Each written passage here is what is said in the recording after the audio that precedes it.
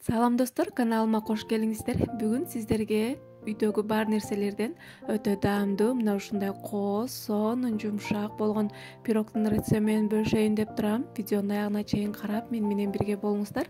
Бул пирогду биз бир отурганда эле чай менен жеп койдук. Аябай жейиштүү, сонун пирог болот. Видео жаккан болсо, комментарий калтырып, лайк баса кетиңиздер. Анда эмесе кеттик. Эң биринчи бизге бөлмө температурасында ушундай жумуртка керек болот. Жумуртканын үстүнө бир чымчым туз салып миксерлейбиз. Андан кийин шекерди бөлүп кошобуз. Мынакей ушундай көбүргүчөктү миксерлейбиз. Андан кийин суюк май, сүт, кайра баарын аралаштырабыз. Сүт дагы бөлмө температурасында болуш керек. Андан бул жерде менде un, разрыхлитель жана ванилин. Унду алдын ала ээлеп алыңыздар.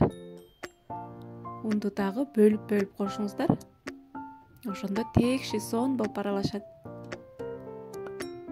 Мынакей экинчи бөлүгүн салдык.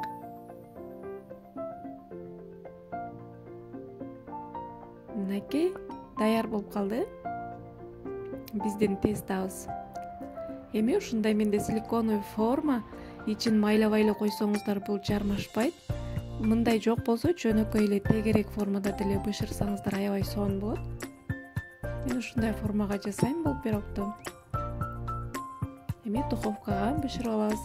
Мынакей биздин пирогубуз даяр болуп чыкты. Аягындай сонун муздаганча коюп коебуз. Мен ушундай оодарып алдым.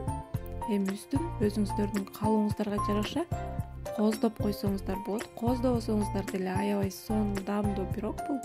Ушундай шоколад менен кичине кооздоп койдум. Үстүнө клубника тизип чыктым. Андан кийин үстүнө сахарный пудрадан сээп койсоңуздар болот. Эми дасторконго тарта берсеңиздер болот. Аябагындай сонун пирог болот. Сиздер да жасап көрүңүздөр. Жакындарыңыздарга, балдарыңыздарга сөзсүз түрдө жасап бериңиздер. Кийинки көрүшкөнгө чейин аман болуңуздар. Сиздерге чоң ыраазычылык. Видео жаккан болсо, ой пикирлериңиздерди калтырып, лайк баса кетиңиздер. Бул мен үчүн өтө маанилүү. Кийинки көрүшкөнгө чейин аман болуңуздар.